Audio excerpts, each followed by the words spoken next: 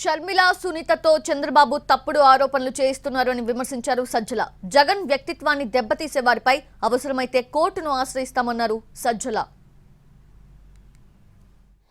సరే ఏదో ఒక నేషనల్ ఎత్తిపోయి నేషనల్ పార్టీకి వచ్చారు కాబట్టి అదే ఆ అజెండా పెట్టుకున్నారంటే వచ్చిన రోజు నుంచి ఈ వ్యక్తిగతమైన దీనిలను తీసుకున్నారు. ఇంకొకరైతే దాన్ని ఏమంటారు మా మర్డర్కి సంబంధించి అది ఒక్కటి తీసుకుని ప్రజలకు అప్పీల్. ఈ రెండు తప్పు. కానీ వెనక ఆడిస్తున్నది చంద్రబాబు నాయుడు. ఆయనకు ఎప్పుడైతే ఏం మాట్లాడడానికి ఏం లేవు, ఆయనకు చెప్పడానికి ఏమీ ఇది లేదు, ఆయన జగన్మోహన్ రెడ్డి గారిని వేరే రకంగా ఎదుర్కొనే శక్తి లేక అన్ని మాయలు అయిపోయాక ఆఖరి దీంట్లో ఈ మహిళలు ఇద్దరి మీద డిపెండ్ అయ్యి వాళ్ళను ముందు పెట్టి వాళ్ళతో కూడా అటాక్ చేయిస్తున్నారు. ఈ తప్పుడు ఆరోపణలు ఏదైతే చేస్తున్నారో క్యారెక్టర్ అసాసినేషన్ ఏదైతే చేస్తున్నాం దాని మీద లీగల్గా ఏమైనా ప్రొసీడ్ అయితే అవుతాం.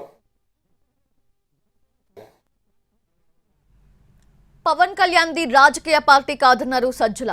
ఎన్నికలు రాగానే ఆయనకు పిఠాపురం గుర్తొచ్చిందా అని ప్రశ్నించారు. సాయంత్రం కాగానే హెలికాప్టర్లో ఎక్కి వెళ్లిపోయే వారిని ప్రజలు ఎలా నమ్ముతారన్నారు సజ్జల.